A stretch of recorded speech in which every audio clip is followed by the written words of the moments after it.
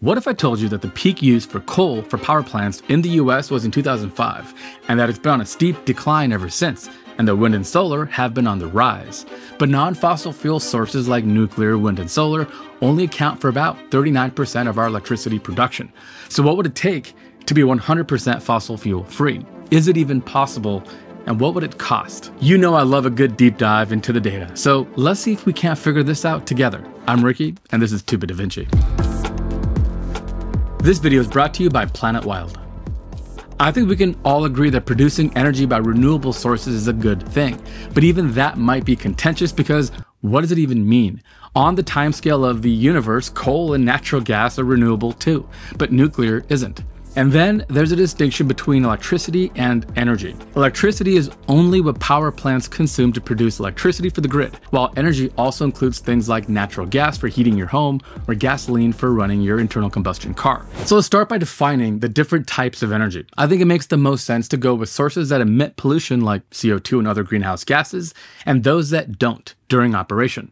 Interestingly, the US Energy Information Administration classifies sources as either fossil fuels or renewable. Nuclear power plants fall under neither category, while wood and waste burning plants are actually classified as renewable because you can grow forests in a sustainable way to burn for energy, and as long as humans are around, there'll always be waste. I'll make some online calculators linked in the description as soon as they're available, so you can change the parameters for yourself as we go along. But I'm going to call coal, petroleum, natural gas, other gases, wood, and waste all emission sources. I'll call nuclear, hydroelectric, geothermal, wind, and solar zero-emission sources. In doing so, we see that in 2023, the US electricity production breakdown was 61% emission sources and 39% zero-emission sources. If we normalize the data by the peak of each source, there's a very clear trend. Coal is dying, having peaked in 2005. And it's never going to come back. Natural gas has been on a nice and steady incline, but the biggest winners are wind and solar. If we look at the levelized cost of energy, the amount of energy produced divided by the lifetime cost of running a plant, here's what we see. The cost of wind and solar have plummeted, and while the rate of change has decreased, prices are still coming down. This helps us understand the market economics that have driven these changes so far. But what about predicting the future? And don't forget, this data so far only accounts for energy sources to produce electricity by power plants. That for the United States is around 4,178 terawatt hours in 2023. What was the total energy consumed, including things like natural gas for heating and gasoline for driving? For the US in 2023, that number was 26,189 terawatt hours, 6.2 times as much energy. So to start, let's first account for a 100% zero-emission electricity grid. Looking at year-over-year growth for solar and wind, you'll see it's slowing down because, well, you're not going to have 100% year-over-year growth like we had back in the early days. But for solar, we'll assume a 15% year-over-year growth, and for wind, a 10%. And let's remove all the sources like wood and waste and scale down coal by 60 terawatt hours per year until it reaches zero. Since nuclear has remained steady, we'll just forecast the 2023 number all the way through to 2040, and the same goes for hydroelectric. Another problem that people don't think about is how power lines cut through nature and leave ugly scars on our landscape. But what if I told you it could go from looking like this to this? Amazing, right? That's just one of the many missions our friends at Planet Wild support. Planet Wild is a nature conservation organization that aims to unite a global community of people passionate about protecting the environment. Partnering with a different organization each month, they focus on various conservation efforts such as saving endangered species, supporting marine ecosystems, and restoring forests. I know I obsess about doing my part. I'm building a gray water capture system. I power my house with solar, but it can be hard for us little guys to make an impact. But by bundling the resources of a community like Planet Wild makes this so easy. While you can't be on the ground yourself, you support amazing experts all over the world protecting nature in your name with a membership. The way it works is you choose a monthly or yearly contribution, which you can cancel anytime. And Planet Wild will make monthly videos and reports showcasing the missions the community is funding. You can even interact with others using their awesome app. Planet Wild makes it easy to get immediate gratification, actually seeing how our memberships can make an impact, and that's why I became a member. Join me and the rest of the Planet Wild community on amazing missions and make a difference today by scanning the QR code on the screen or clicking the links in the description. The first 200 people to sign up will have their first month paid for by me. Huge thanks to Planet Wild and you. Now back to the show. So then, this is what we have from 1955 to 2023. Like you mentioned, natural gas on the rise, coal on a steep decline, nuclear pretty steady, hydroelectric pretty steady, and a pretty sharp increase in wind. And down here is solar. So if we take that data then and we extract it out, and we'll show you how we did this, here's what we'd see. The continued drop of coal all the way to zero by 2035, and the 10% year-over-year growth for wind, and the 15% year-over-year growth for solar. And by doing that, you'll see that the peak natural gas price would be in 2028, and then it would start to drop. And by 2040, natural gas reaches zero, and all that slack is picked up with wind and solar.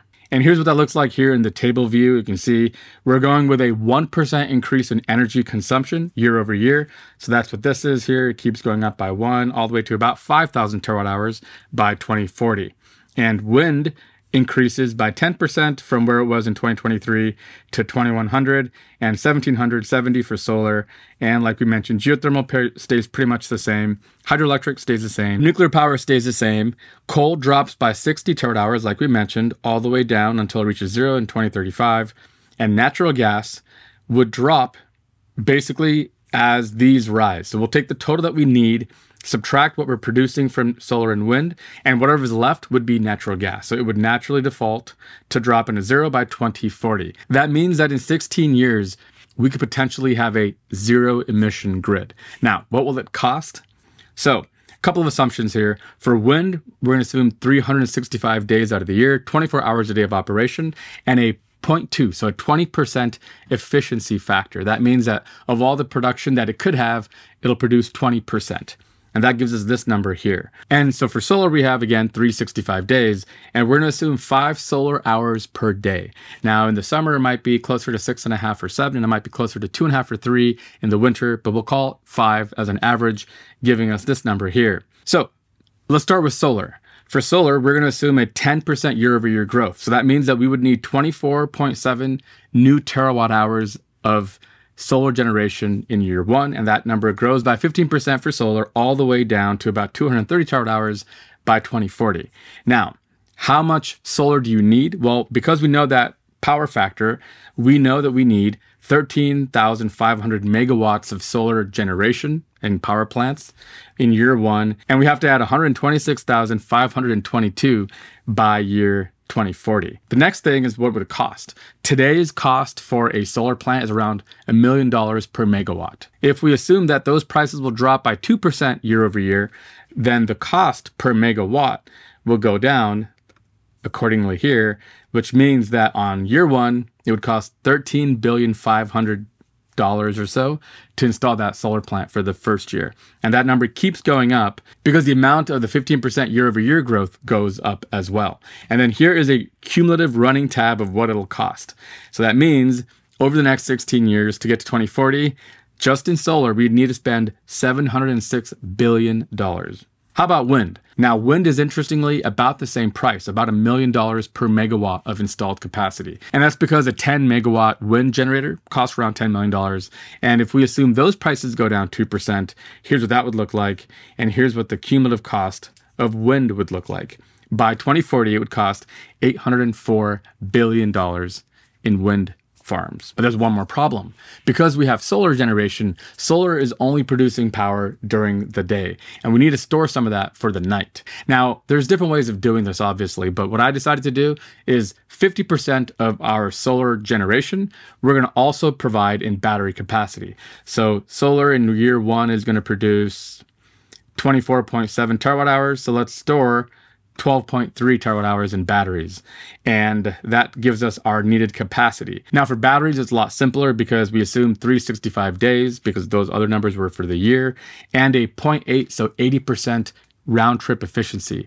That includes losses in power lines, losses in the chemical process of storing the energy, and everything else. So if you look at the cumulative cost, year 1 looks like $10 billion for batteries and $551 billion in batteries by 2040, cumulatively. So here's what the cost would look like, okay? We'll spend $500 billion by the year 2031.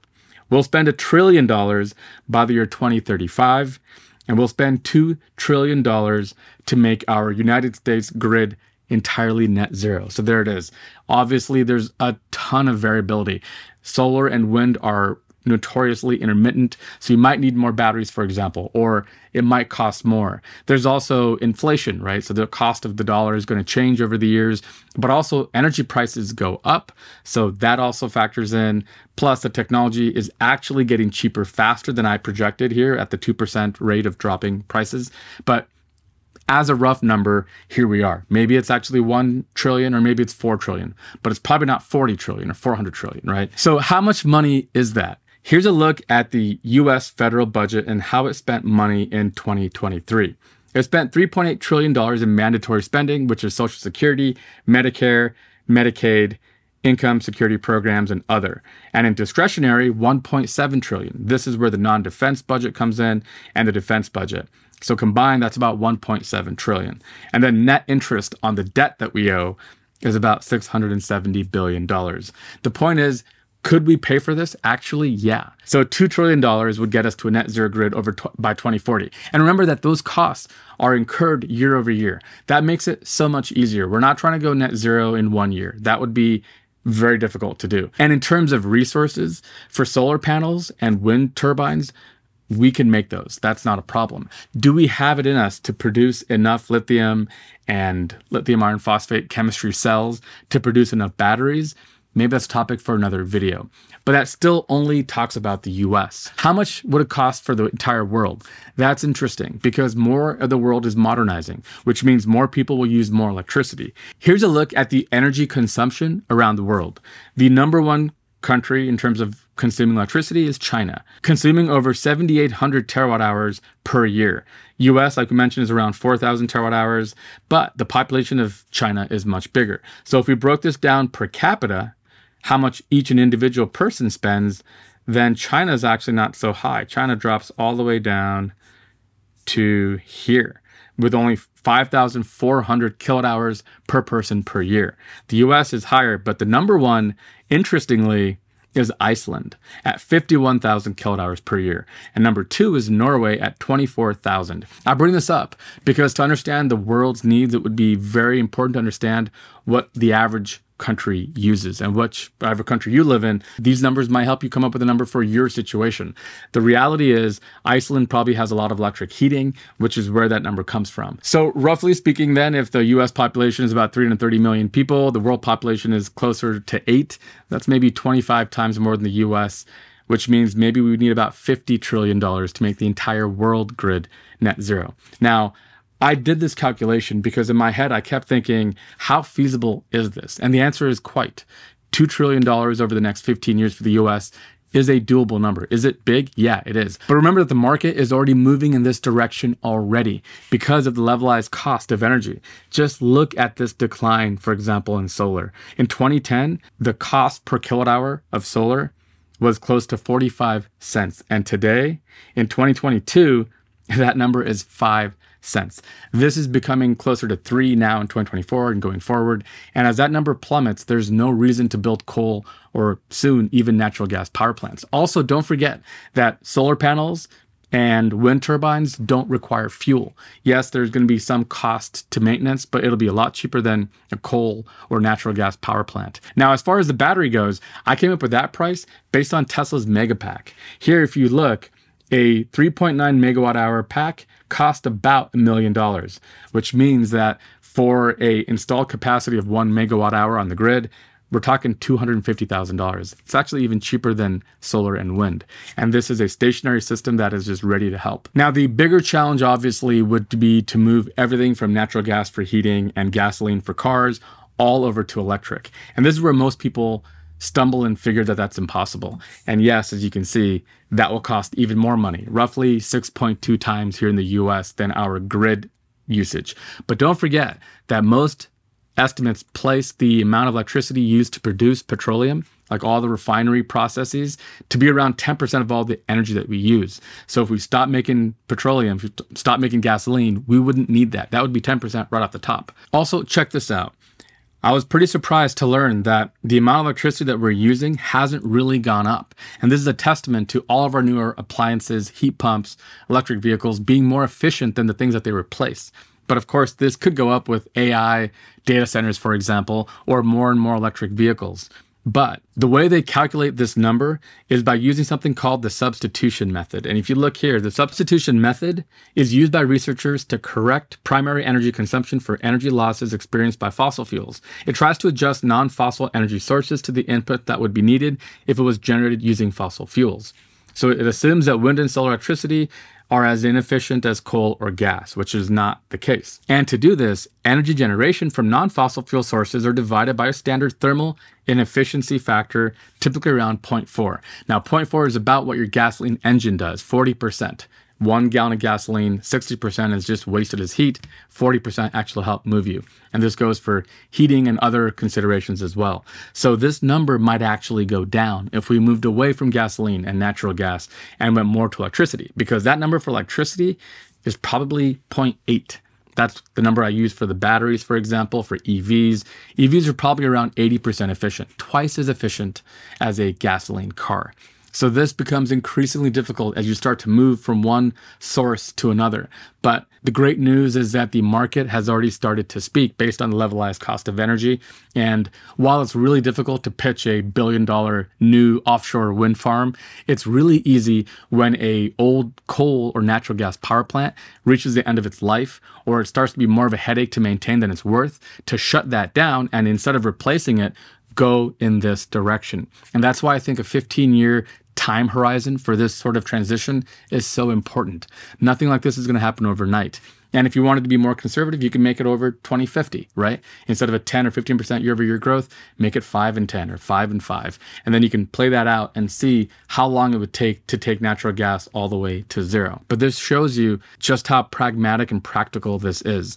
Now, there's going to be questions about subsidies, should the government be doing tax credits and everything else? But remember that one of the largest sources of tax credits in the US is for gas companies, is for oil companies. So we're already kind of doing that. And while not every country has natural rich reserves of oil and gas, every country gets sunshine. And that's why every country should be excited about something like this, to be more energy independent, the US included. Now, the research for this took quite a while, and there's probably 20 more videos that we can make. So if you're still curious or want to learn more about any one component of this, don't be shy, sound off in the comments below. And don't forget to check out our friends over at Planet Wild. And if you'd like to learn more about their Power Lines mission, click on this card here. Until next week, I'm Rick with Vinci. Thank you so much for watching.